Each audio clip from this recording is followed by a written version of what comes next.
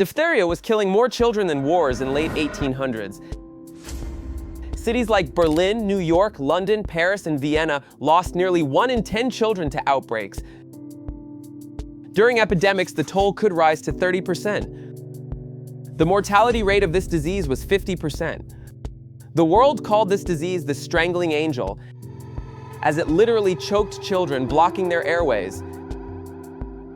Then came Emil von Behring, the angel of life, the savior those children so desperately needed. This is the story of a Nobel Prize winning discovery in medicine that saved millions of children worldwide.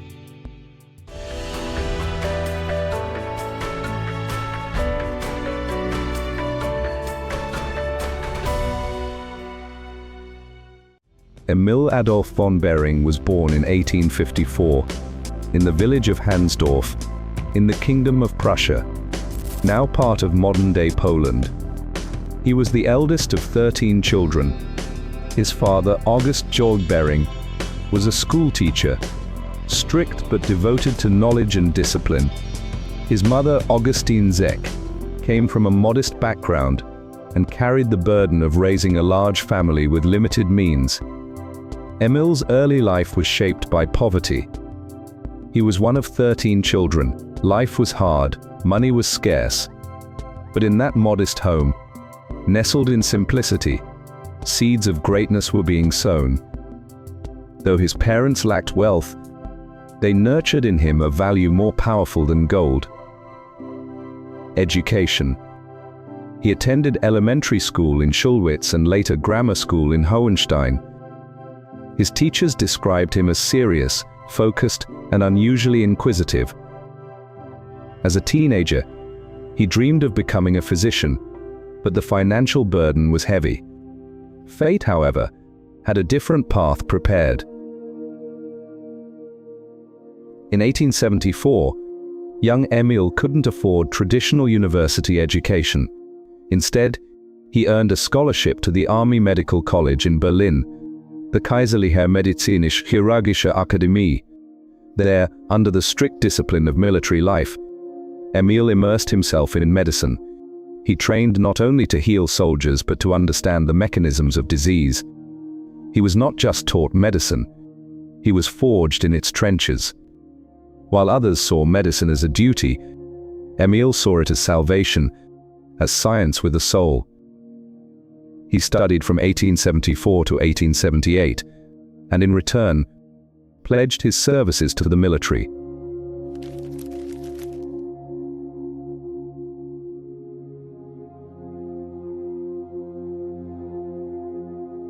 After graduating in 1878, Emil von Behring served as an army doctor for several years.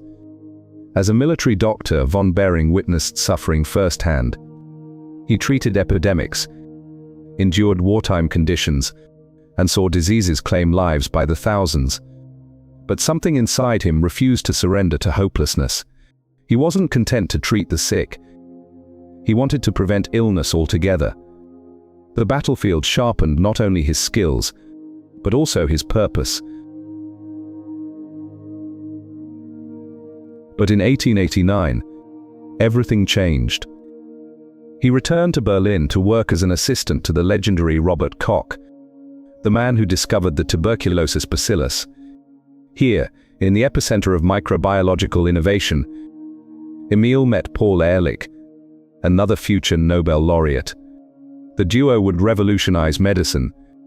Diphtheria, known as the Strangling Angel, was ravaging Europe. It killed thousands of children each year, attacking the throat and blocking the airways with a leathery membrane.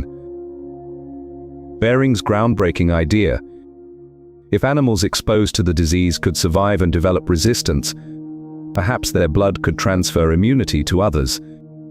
In 1890, Behring and Shibasaburo Kitasato, a brilliant Japanese researcher, published a revolutionary paper.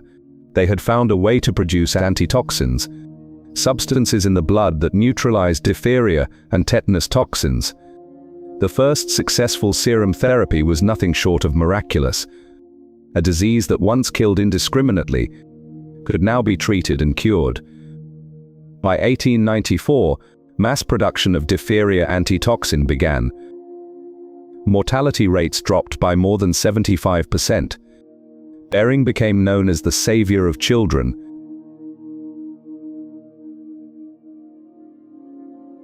On December 10, 1901, Emil von Behring made history. He was awarded the first Nobel Prize in Physiology or Medicine for his work in serum therapy and the treatment of diphtheria.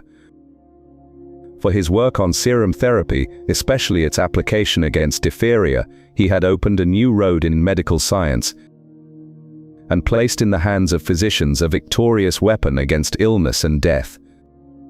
Behring moved to Marburg and established the Behring Worker, one of the world's first pharmaceutical companies dedicated to serum production. There he advanced medicine, mentored young scientists, and contributed to the foundation of immunology. In 1896, Emil married El Spinola, the daughter of a high-ranking officer. The couple had 6 sons. His wife brought warmth to his otherwise intense life. He was later ennobled by the German emperor, becoming von Behring. Behring didn't stop at diphtheria. His work on tetanus, particularly during World War I, saved countless wounded soldiers. He also invested in tuberculosis research, anticipating vaccines that would emerge years later.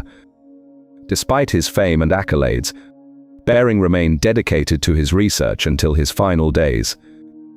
He spent his later years refining immunotherapy and mentoring young scientists. On March 31, 1917, Emil von Behring passed away at the age of 63 in Marburg. The world mourned a pioneer, a healer, a visionary.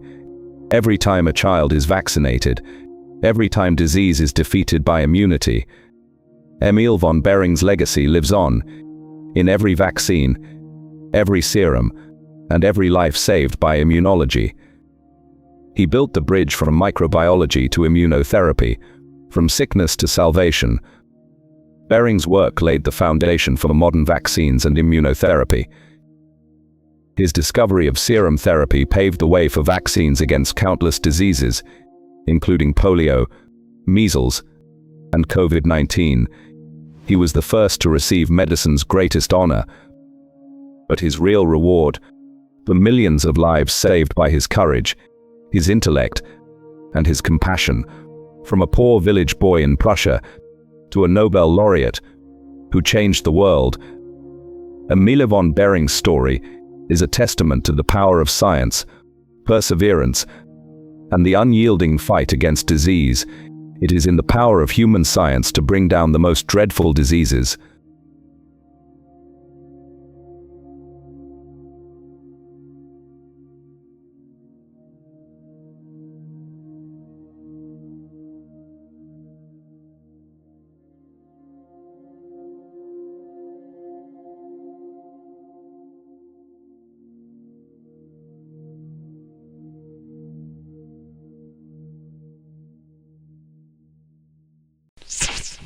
Thanks for being with Awards. Subscribe to know more about international award winners and unsung heroes behind peace, science, and humanity.